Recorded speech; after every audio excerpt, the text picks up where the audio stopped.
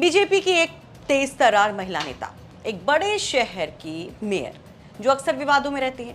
कभी समाजवादी पार्टी के चीफ अखिलेश यादव की मां को लेकर विवादित बयान देने की चाहे बात हो, उसको लेकर शुरू हुआ हंगामा बवाल हो, या फिर रोहिंग्या मुसलमानों को लेकर, बांग्लादेशियों को लेकर उनका ताबड़तोड़ एक्शन और उस पर मचा बवाल, वो बयान। इसके साथ ही चाहे वो नगर निगम के कर्मचारियों को नाले में फेंकने का विवाद हो, अक्सर विवादों में रहती हैं ये महिला मेयर बीजेपी की। एक बार फिर से वो चर्चा में है और इस बार चर्चा ये है कि मेयर साहिबा के सारे अधिकार ही छीन लिए गए। ये पहली मर्तबा ऐसा हुआ है कि किसी मेयर के साथ ऐसा हुआ हो।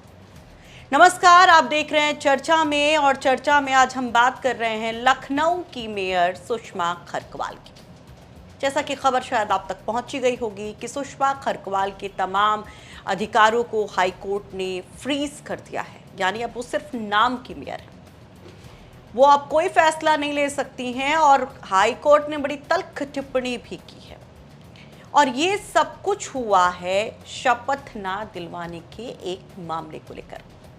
समाजवादी पार्टी के एक पार्षद एक लंबी लड़ाई लड़कर के आते हैं और उसके बाद उनको शपथ दिलवाने का आदेश कोर्ट की तरफ से दिया जाता है, लेकिन शपथ नहीं दिलवाई जाती है। वो फिर से कोर्ट जाते हैं, कोर्ट एक मियाद तय करती है, मेयर को निर्देश देती है कि आप शपथ कराइए, लेकिन उसके बावजूद सुषमा खरकवाल शपथ नहीं करवा पाती। और फिर गुस्से से तमतमाई कोर्ट आदेश देती है कि सभी वित्तीय और शासकीय अधिकार मेयर साहिबा के फ्रीज किए जाएंगे। तो ये नेता कौन है? मेयर जब बनी थी सुषमा खरकवाल तब भी बहुत चर्चा उनके नाम की थी, क्योंकि एक अप्रत्याशित नाम बीजेपी ने दिया था लखनऊ के मेयर के तौर पर। किस तरह से विवादों से इनका एक एक सिलसिला जुड़ता गया, वो तमाम चीजें आपको विस्तार से बताएंगे। लेकिन उसके पहले ये जो मामला है नया, उसमें किस तरह से समाजवादी पार्टी के एक नेता की लंबी लड़ाई भी रही और कैसे ये सब कुछ हुआ कि नौबत यहां तक आ गई कि सुषमा खरकवाल के सारे अधिकार ही छीन लिए गए। कोर्ट ने क्या कहा, पहले वो जान लीजिए। दरअसल लखनऊ नगर निगम के वार्ड नंबर 73 में जब निकाय चुनाव हुआ था, तब बीजेपी के प्रत्याशी प्रदीप शुक्ला विजयी हुए थे। वहीं पर समाजवादी पार्टी के उम्मीदवार ललित किशोर तिवारी दूसरे नंबर पर थे। बाद में ललित किशोर तिवारी कोर्ट का रुख करते हैं, आरोप लगाते हैं कि प्रदीप शुक्ला ने अपनी चुनावी हलफनामे में दूसरी शादी और कुछ जरूरी अपनी पर्सनल जानकारियां छिपाई थी।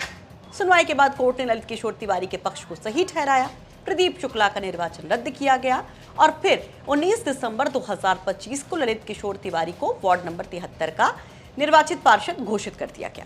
लेकिन आरोप है कि 5 महीने गुजर जाते हैं और ललित किशोर तिवारी को शपथ नहीं दिलवाई जाती। फिर वो कोर्ट का रुख करते हैं। कोर्ट ने 12 मई को मेयर को एक हफ्ते के अंदर शपथ ग्रहण करवाने का आदेश दिया। हालांकि इस बीच प्रदीप शुक्ला, जो कि बीजेपी के नेता थे, उनकी भी कोशिशें जारी रहती, वो सुप्रीम कोर्ट का भी रुख करते हैं, लेकिन उनको वहां से झटका लगता है। इधर ललित किशोर तिवारी को जो शपथ दिलाने के लिए कोर्ट ने कहा था, उस पर 21 मई को सुनवाई होती है, और क्योंकि अब तक शपथ नहीं हुई थी तो हाई कोर्ट इस पे गुस्से में एक बड़ा ऑर्डर पास कर देती है। जस्टिस आलोक माथुर और जस्टिस कमर हसन रिजवी की बेंच ने ये आदेश दिया और साफ किया कि जब तक संबंधित पार्षद को शपथ नहीं दिलाई जाती, तब तक मेयर के अधिकार बहाल नहीं होंगे। कोर्ट ने लखनऊ के डीएम और नगर आयुक्त को मेयर की जगह पर प्रशासनिक और वित्तीय अधिकारों के तहत कार्रवाई करने के निर्देश दिए। अब 29 मई को इस पूरे मामले में सुनवाई होनी है। इन सब के बीच में जो तमाम मीडिया रिपोर्ट्स के हवाले से जानकारी मिल रही है, सुषमा खरकवाल ने भी अपना स्टेटमेंट दिया है। सुषमा खरकवाल ने कहा कि दरअसल उनकी तबीयत नासाज है और वो हॉस्पिटल में है।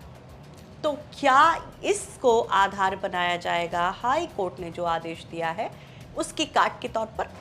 कोर्ट में क्या ये बात रखी जाएगी, ये सवाल बना है। लेकिन जैसा कि हमने आपसे कहा था, विवाद बहुत सारे जुड़े हुए सुषमा खरकवाल से।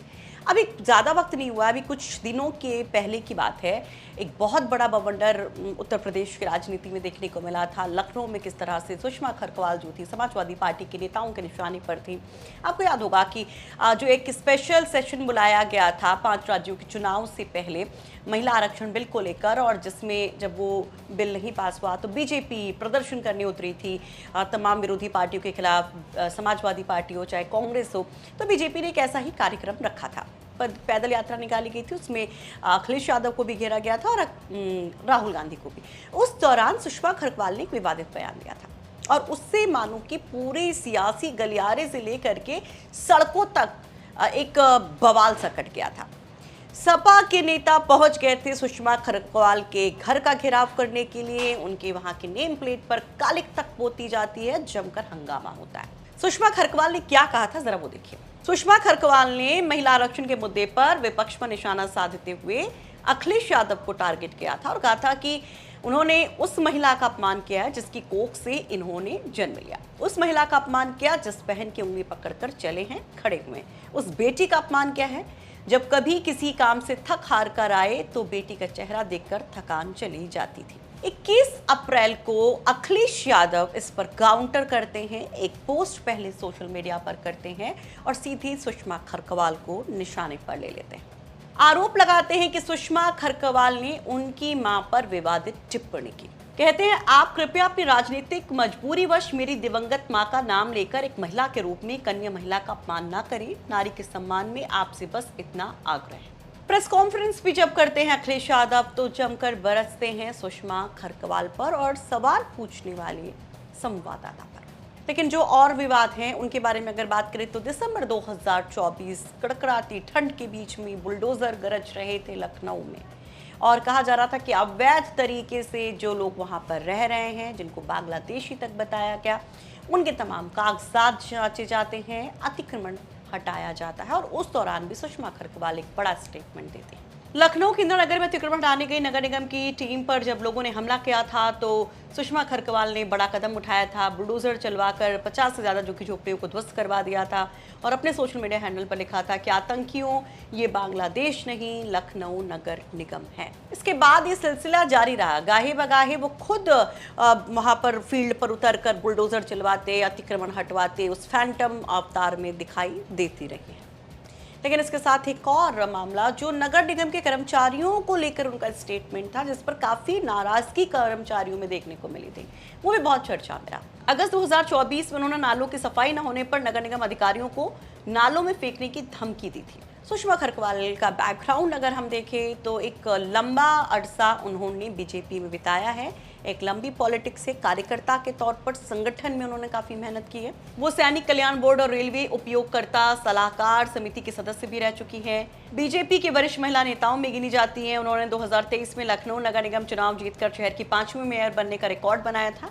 उन्होंने 26 मई 2023 को पद की शपथ ली थी। मूल रूप से वो उत्तराखंड की रहने वाली हैं और 30 सालों से बीजेपी से जुड़ी हुई हैं। उनके पति प्रेम खरकवाल भारतीय सेना से रिटायर्ड हवलदार हैं। वो भाजपा महिला मोर्चा में महत्वपूर्ण जिम्मेदारियां संभाल चुकी हैं।